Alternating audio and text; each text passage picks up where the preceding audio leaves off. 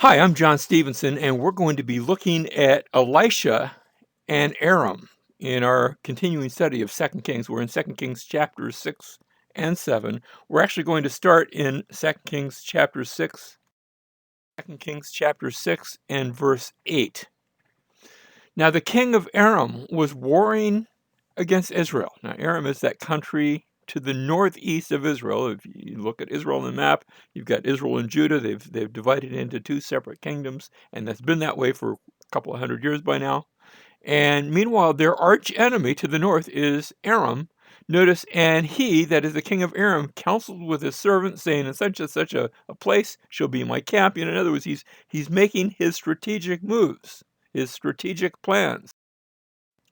And so there's war and there's plans being made, but we find out verse 9, the man of God, and we're going to find out later on the man of God is Elisha. Sometimes he's called Elisha, sometimes he's called by this title, the man of God. The man of God sent word to the king of Israel, saying, beware that you do not pass this place, for the Arameans are coming down there. The king of Israel sent to the place about which the man of God had told him, and thus he warned him so that he guarded himself there more than once or twice. This happened on numerous occasions. Verse 11, now the heart of the king of Aram was enraged over this thing, and he called his servants and said to them, will you tell me which of us is for the king of Israel? Who is the spy? Who is telling our plans? This isn't happening by chance. It's very obvious. And verse 12, one of his servants said, no, my lord, O king, but Elisha, the prophet who is in Israel, tells the king of Israel the words that you speak in your bedroom. You're having what you think are private conversations, and Elisha is hearing these conversations. Of course, God's giving him knowledge about that. And so that Elisha is the sort of spiritually undercover agent to pass along this information to the king of Israel, and the king of Israel is knowing what you're doing, and he's able to escape your plans and your plots.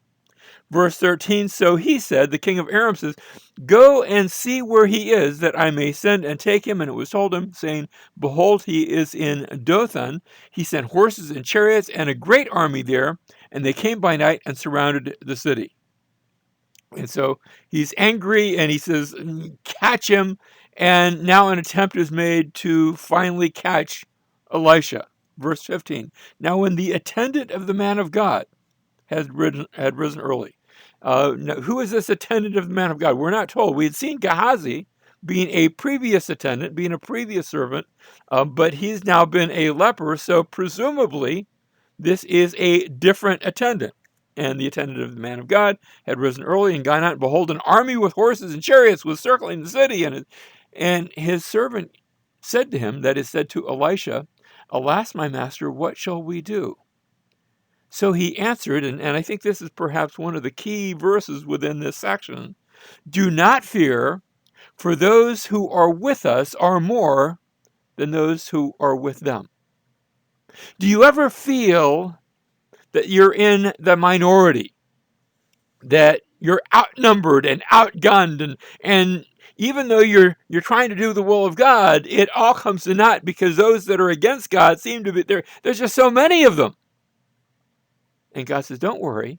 If you could only see what I see, you'd find out that you really are in the majority. And so, verse 17, Elisha prayed and said, O Lord, I pray, open his eyes. And now it's interesting because we're going to see a lot of this about people being blind and eyes open. And so Elisha says, Lord, I pray, open his eyes that he may see, that is, that his servant may see. And the Lord opened the servant's eyes, and he saw, and behold, the mountain was full of horses and chariots and fire all around Elisha. Elisha was in the most protected place imaginable. Not that he was in the city, but that he was in the will of God. Verse 18, when they came down to him, Elisha prayed to the Lord, that is, these supernatural forces that were there came to report in. And Elisha said to them, he prayed to the Lord and said, strike this people with blindness, I pray. Now again, notice the juxtaposition. He had prayed, Lord, open the eyes of my servant, and now strike these other people, these enemies of God, with blindness. To those that are serving you, Lord, open their eyes that they might see. To those that have rejected you and have set themselves up as enemies against you, blind them. And God does it.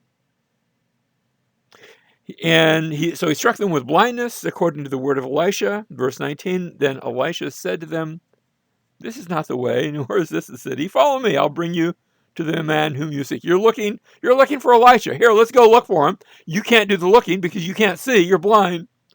But I'll take you, and then you'll see him. Verse 20, when they had come into Samaria, notice he takes them to the capital city of Israel. The city where the king of Israel is, the city where the armies of the king of Israel is.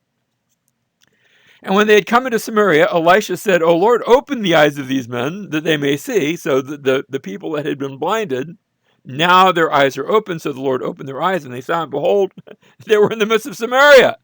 They've been disarmed. They're surrounded by hostile troops. They're inside the city, but not as invaders, as captives. Verse 21, then the king of Israel, when he saw them, said to Elisha, my father, and it's a title of respect, he's not literally his father, my father, shall I kill them? Shall I kill them? He answered, you shall not kill them. Would you kill those you have taken captive with your sword and with your bow? Set bread and water before them, that they may eat and drink and go to their master. You see, they're going to be returned, and they will be returned with a message about how powerful the king of Israel was, but really how powerful the God of the king of Israel is, that he could just take them captive whenever he wanted. And so they are fed. He prepared a great feast for them. And when they had eaten and drunk, he sent them away, and they went to their master. And the marauding bands of Arameans did not come again into the land of Israel. Now, that doesn't mean we're not going to see anybody from Aram. In fact, we're going to see it in the very next verse. But at least for a time, these marauding bands are hindered. And now we come to the second stage of the story.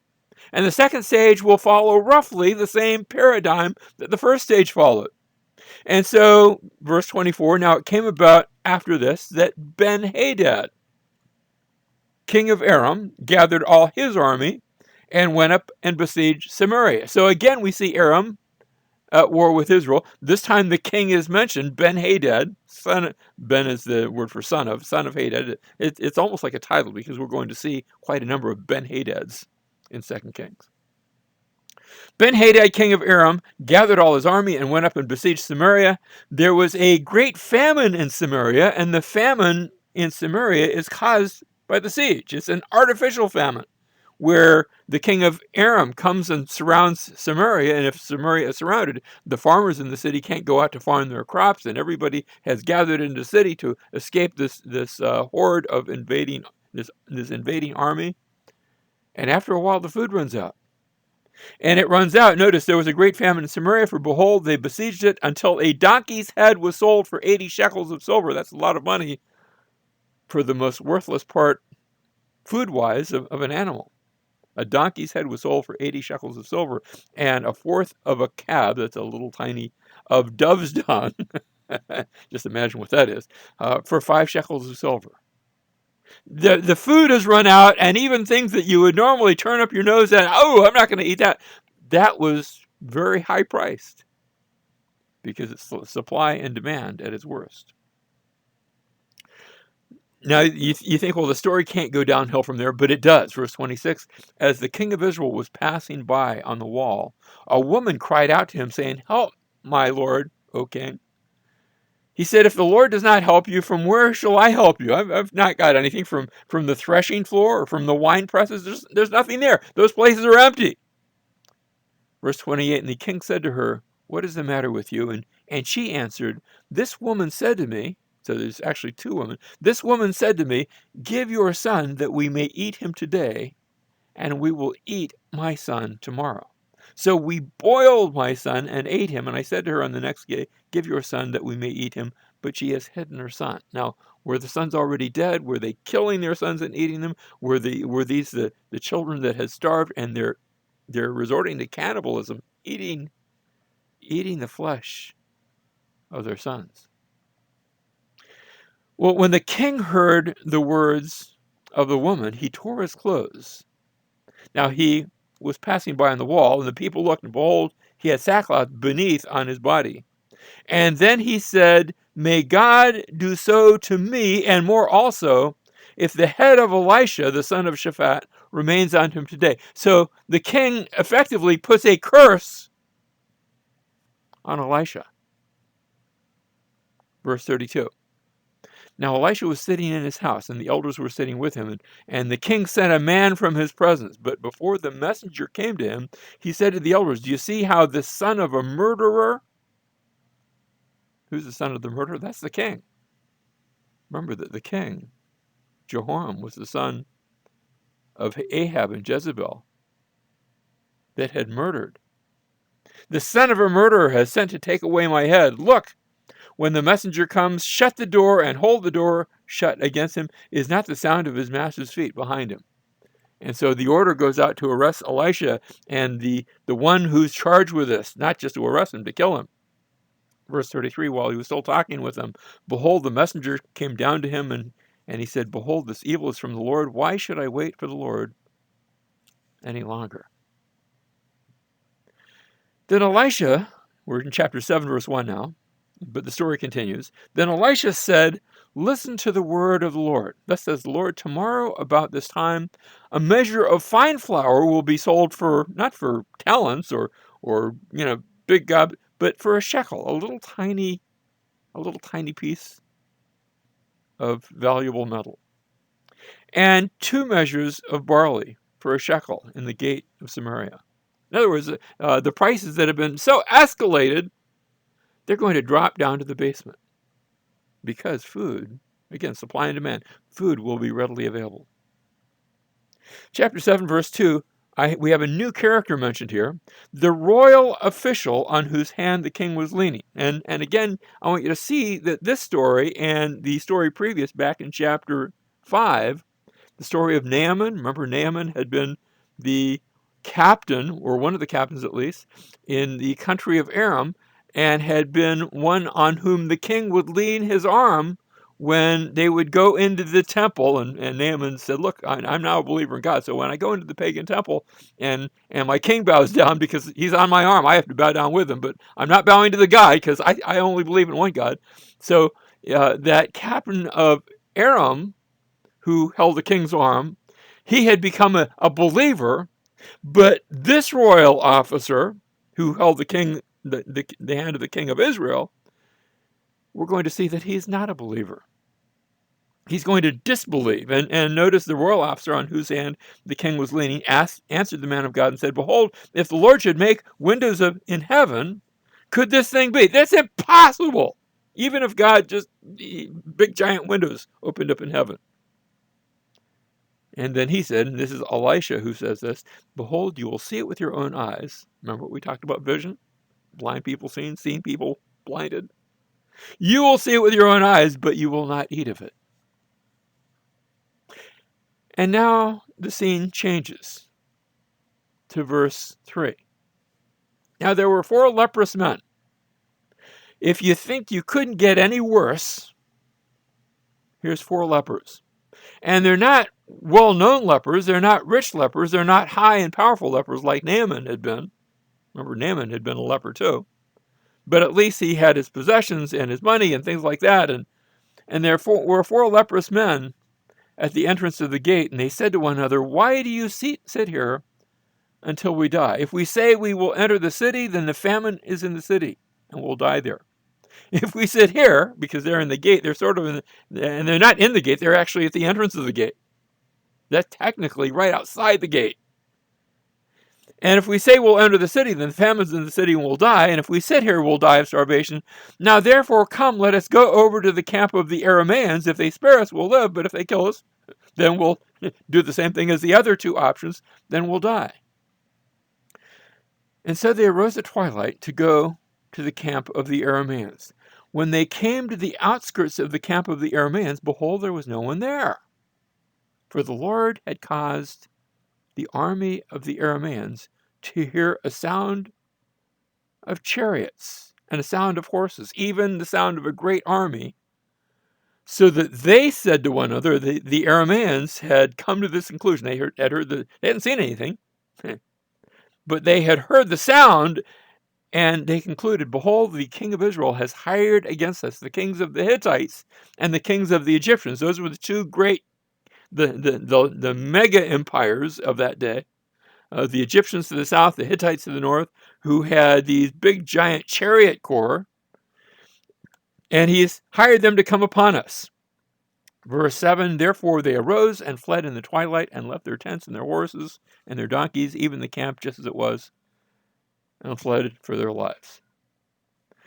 Verse 8, when these lepers came to the outskirts of the camp, they entered one tent and ate and drank. The first one they came to, there was food there, and carried from their silver and gold and clothes and went and hid them. And then they returned and checked out tent number 2, another tent, and carried from there also and went and hid them.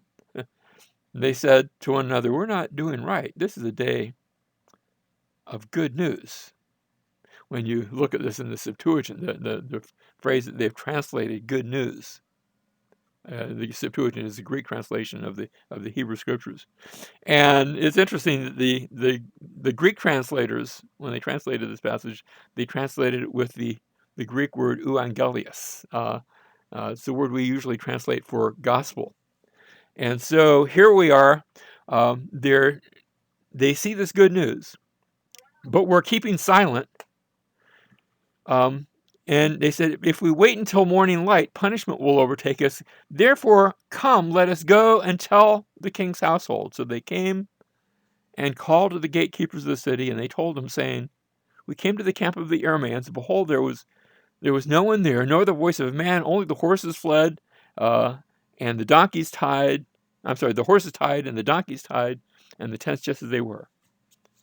The gatekeepers called and told, so notice it goes from the lepers, and they're still lepers, but now they're well-fed lepers, the lepers to the gatekeepers, and from the gatekeepers it goes to the king. Verse 12, then the king arose in the night and said to his servants, I'll tell you what the Arameans have done to us. They know that we're hungry, therefore they've gone up from the camp to hide themselves in the field, saying, when they come out of the city, we'll capture them and get alive into the city. It's a trap!